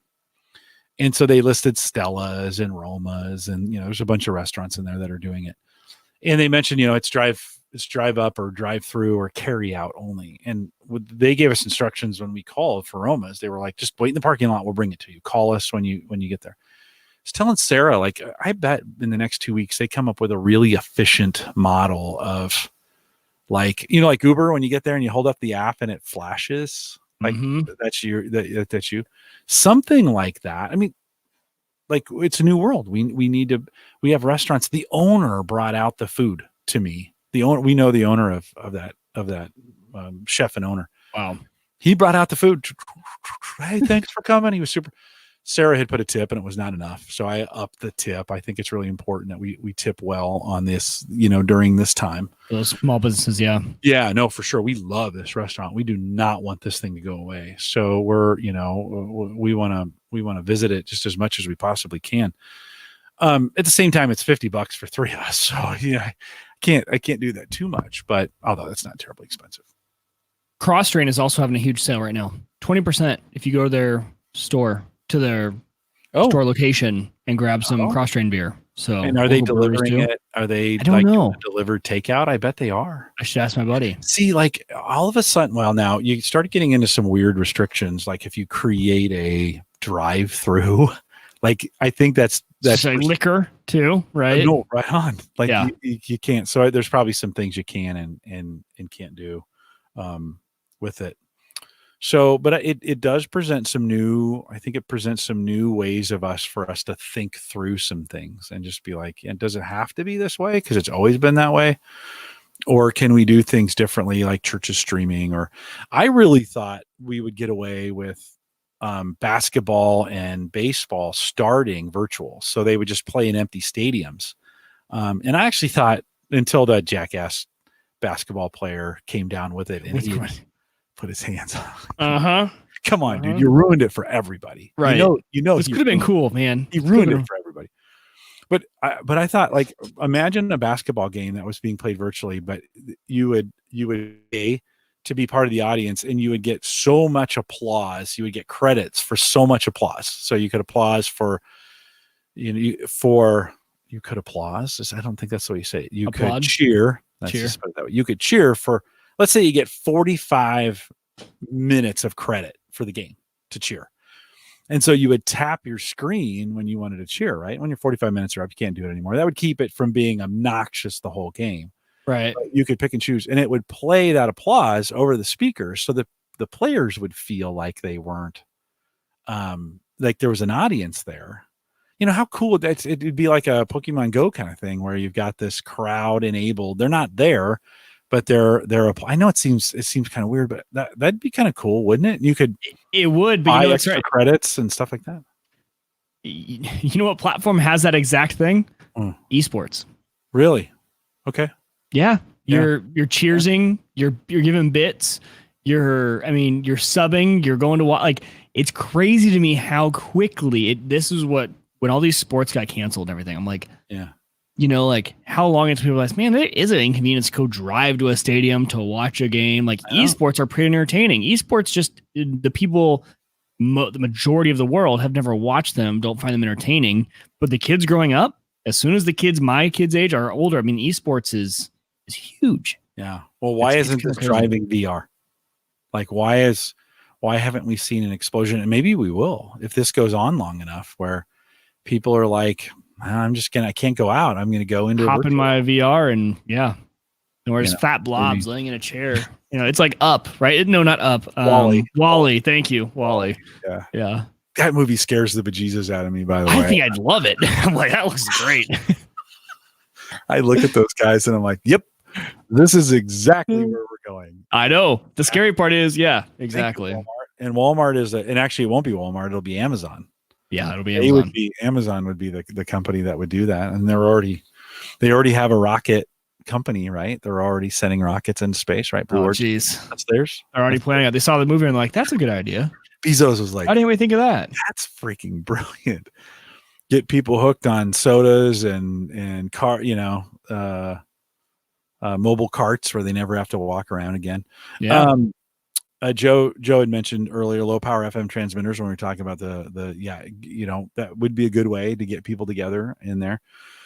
People are encouraged buying the gift cards. Yeah, this is another thing. Buy gift cards for local businesses. Those all help. So as we think about that, I drove by Stella's. They were Stella's was doing carry out. Really? Yeah. Well, and I think think about this. Applebee's, they've been doing this. Applebee's has been doing through carry out. They got a great app for it. Like, if the food was halfway decent, I'd use it. Oh, it's terrible. It's terrible. So bad. Their drive-through, it's just awful. It's just straight salt. It's awful. It's just salt too. It's like so much sodium. DJs, you a fan of DJs? Oh, love DJs Dugout. Yeah. And their fries are great. So I can't. Yeah. Hopefully they'll be doing carry out. I would imagine. Yeah, I love DJs Dugout. You don't have one close to you, do you? Or is there one out in Village Point? No, there's not. We usually go the one on 72nd. Hey, who in the chat room is eating out? And where did you go and how'd you do it? I want to hear from that too. Have you guys eaten out yet in the last week? And how are you doing? You doing drive-through? You still going in? I'm trying to think. Where's the last place I went into? Been in the supermarket a couple times. Are you, Mike? Are you trying to respect certain hours at the supermarket when you go? Maybe lower. What do you mean? Lower volume. In other words, are you going at a time when it may not be as busy? 5 or 6 is still busy. Yeah. Hannah went today at 4. Okay. And that was mainly for her convenience because she knew it'd be busy. But literally Hy-Vee is 10-second drive. And so we're like you, we go a lot more than we should. Cause we'll just hop over there. Right. When it's so close. So we just kind of hop over when we need to. Joe says, I'll wait for that to show up. It'll come up here in a second, Joe. I'll wait for it. What's the last place we ate at in? We ate in maybe Chinese. We ate Chinese last weekend. Did we eat out at all? I imagine the Chinese place is going gangbusters. Oh yeah. There's no viruses that'll ever live in that food. I love me some Panda Express. Here we go. Let's see. So Joe says went to the grocery store, felt like the Walking Dead supply run. A little bit. Tony said drive-through at Cookout. Yeah, the places that are drive-through, I think, are set up nicely. It'll be interesting. It'll be the restaurants that don't have that kind of business set up. How quickly will they adapt to get carry out kind of, or get an app? I mean, you got to think the places that have an app right now are winning in this, being able to Buffalo Wild Wings. I'm trying to think, what else do I, Applebee's, what else do I buy? Chick-fil-A, McDonald's, any of the fast food. Does Burger King have an app? They got to have an app, maybe. Right? I've never used one of the fast food apps. Oh, dude, Taco Bell. The Taco Bell app is, well, it's Taco Bell. That would be dangerous for me. It's Taco Bell. Let's see what else. Joe says he still has a stockpile of gift cards. Get out there and use those things, Joe. Jeez. Wife's birthday's on St. Patrick's Day. Oh, well, Sarah's is the 18th, so they're close. Tony, we did Roma's for her birthday last night. Man, it was really good. I just crushed it. It was so good. We got lasagna. It was super good. So let's talk about this. You got a few more minutes? Yeah. Like, was this not the most anticlimactic St. Patrick's Day like ever? I didn't even know what happened. Like, we party like none other in Omaha over this thing. I mean, it's a bunch of, there's a bunch of Irish immigrant history here. And the Irish Catholic Church is big, and we party like none other. And this year, like, I saw nothing on Facebook. I didn't even see people paying homage to it. Like, oh, I'm so disappointed I can't be partying tonight. It was weird. No, I didn't even know what happened. I was like, wait, St. Patrick's Day already happened? Oh, didn't even know. Yeah. And usually it's all over my social media because you're right. Our people here go kind of crazy for it. Yeah. And Sarah turned 50 everywhere they do, but she turned 50 and like have your 50th birthday like in the middle of a pandemic. That kind of sucks. The worst. What was the meme? She wants a do-over. We'll probably celebrate 50 do-over next year. Next year. Yeah. We'll throw her a good party and make sure. I saw a meme about, like, you know how the baby pictures and it's got the little chalkboard and it says my first whatever, and this one said my first pandemic, March 2020. It's like, oh, almost everyone's first pandemic. No, right on. Right Crazy on. You as far as like stockpiling, have you gone to any lengths to shore up any items that you may think? Like, I thought about buying a generator, and then I'm like, well, this isn't a power problem. Yeah. Like, I'm not gonna. It's not a snowstorm. It's not a flood. We get all those things here, but right. Did you supply anything? Nothing more than I don't already. Right. Okay. Like, there are certain things that I have a decent little supply of, but no, we didn't. I saw that as being part of the problem, right? Yeah, like toilet paper, buying a ton and like buying a ton of food. I'm like, I just saw that as being, well, if we're all normal about this, supply chains aren't being affected yet. Right. So do you think they will? Do you think this will disrupt the supply chain? And personally, no. Okay. I think we can do enough social distancing and still have supply chains run. Yeah. All we're trying to do is flatten the curve and keep it below the amount that our hospitals can still provide. Like, think of the curve, and you just need to keep the peak of your curve below the level that hospitals can provide service. Yeah. So, but if you got if you have factories running, making things, China shut everything down. Oh, like actual physical products, maybe. I'm thinking like food, farmers. I think they're still like food supplies. Yeah. Okay. You're right. There's still factories where the food has to be made. I get it. I think it's like you were talking about building a computer earlier. I think it's the worst time probably ever to build a computer. I bet prices there are going to skyrocket. They're not great. They're not great. They're not bad either. There's still some stuff left in the supply chain that is, Dave McCabe put, there was a Woot deal on a 500 gig SSD for $56, and you're like, okay, that's not bad. And, so there's stuff out there, but I think I've heard everybody say that electronics will be about 6 months behind. So it would be fall when we would see the effect of China kind of shutting down. They're just now coming back online and not super fast. Like, it's a slinky effect, right? It doesn't hit it right away. Well, and how do you crank an economy back up? Like, I mean, it takes some work to shut one down, and then Takes a lot to get it back up. it's like a really complicated machine that you've got to kind of turn pieces on. You can't just like, okay, everybody go back to work. There's not enough. Sometimes there's not enough things, it's not primed enough to be able to support, yeah. So it'd be interesting to see how all that plays out. You're right. You said this at the end of the show. We get a chance to kind of chronicle this over the next forever and see how things go. Kind of interesting, drive around, see gas at although I haven't left the house in 2 days. So this is my second day. I know. No, that's not true. I went and got food last night. So I did leave, but it's like $1.98, $1.97.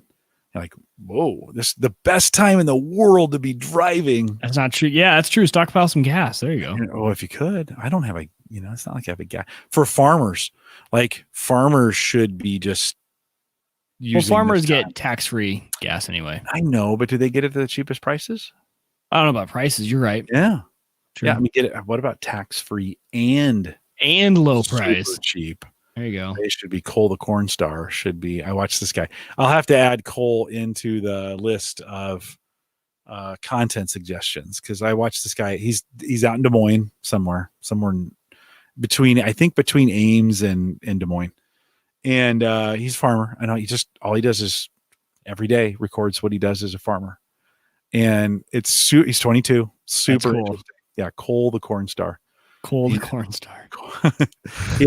They have his dad is Daddy Corn Star, and then there's Mama Corn Star, and that's great. He's making enough money off of YouTube. It's part of their G&L, and significant a part of their G&L. They make decisions based on YouTube as being a part of their income, and it's just ridiculous. You kind of think, wow, okay, they're doing well enough that that YouTube. When you have to put it on the P&L, and it's a big thing. Yeah. Wow. All right. If you're listening live, thanks for coming out tonight. Appreciate you guys. We'll see you back next week again. Reach out if you need anything. Keep that conversation going. I guess I'm doing Nextcloud over the weekend. There we go. I got something to do. I may ping you. Mike, hang tight for 1 second. We'll see you guys next week.